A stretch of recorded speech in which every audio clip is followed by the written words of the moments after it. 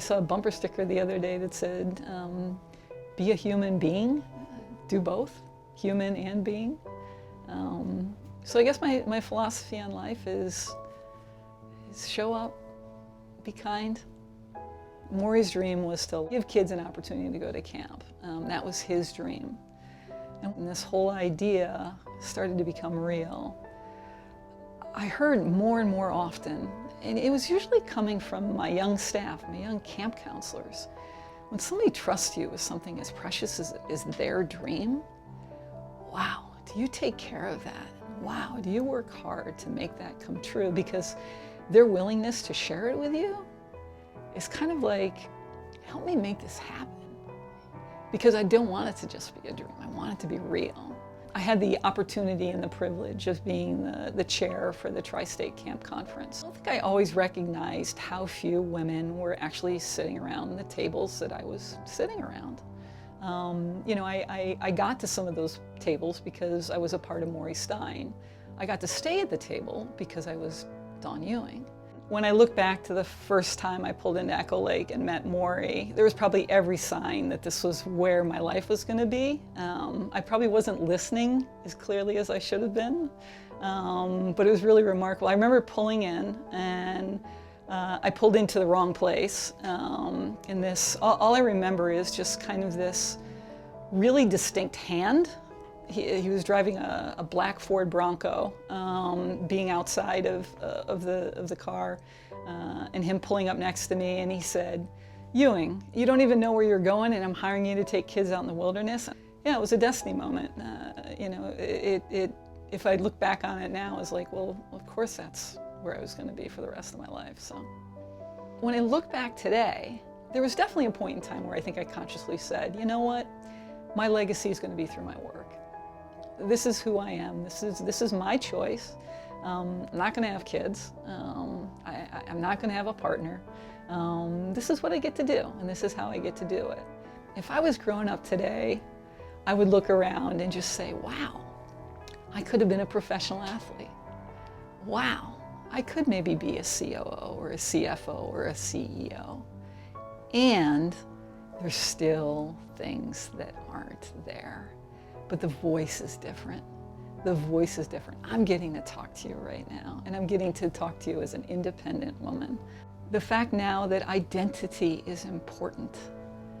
It's not just a choice between two things. Now it's a choice of just who you are, not what you are.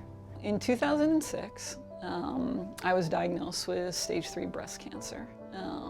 It was diagnosed in April.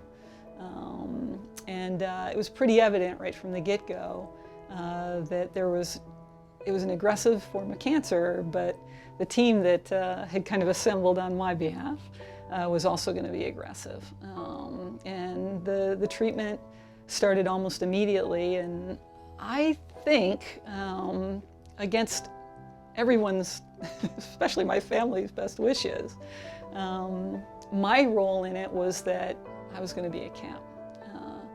And the reason I was going to be at camp is because I knew at camp I was just going to be Dawn, and not Dawn who was sick. Shortly after 9/11 happened, we were contacted by an organization that was called the Fred Gabler Helping Hand Camp Fund. And Fred Gabler was a young man who lost his life in the 9/11 attacks. His wife, Mindy, was pregnant for their first child, Alexis. And they were both camp people. And there was a woman who was a very close friend of Fred's by the name of Sandy Sandberg. Sandy had just lost a friend to cancer. And then with kind of the news of me, had said, you know what, I'm gonna walk in the Avon Walk. So in 2006, in October, she did the 39 miles of the Avon Walk in New York City. Well, the next year, she and some more friends decided to do it again.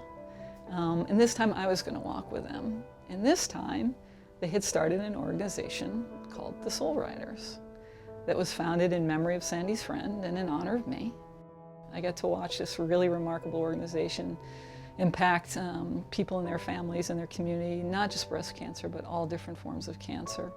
I think my never in my wildest dream moment is probably happening right now. Surround yourself with great people. Surround yourself with the opportunity to change your mind. And surround yourself with people who don't look like you, who don't come from the same places you are, who don't have the same opinions that you have.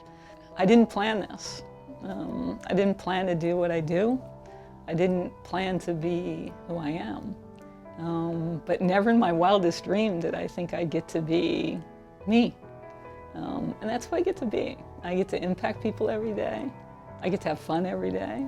I get to be around people that I care about. I get to make decisions that matter. And I get to be a part of decisions that are being made by other people that matter. That's pretty okay.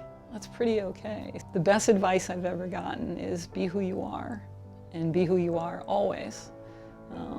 And I think I've gotten that by watching people, whether that's my mom and dad, whether that was Maury, whether that's the young people that I surround myself with now. Who you are is such an important piece in understanding what you bring. Make your world big, make your world different, make your world colorful, and make your world be about something. I have a purpose, and my purpose is to be here. My purpose is to make things different. And my purpose is to help my kids make their dreams come true. I guess maybe that's my dream.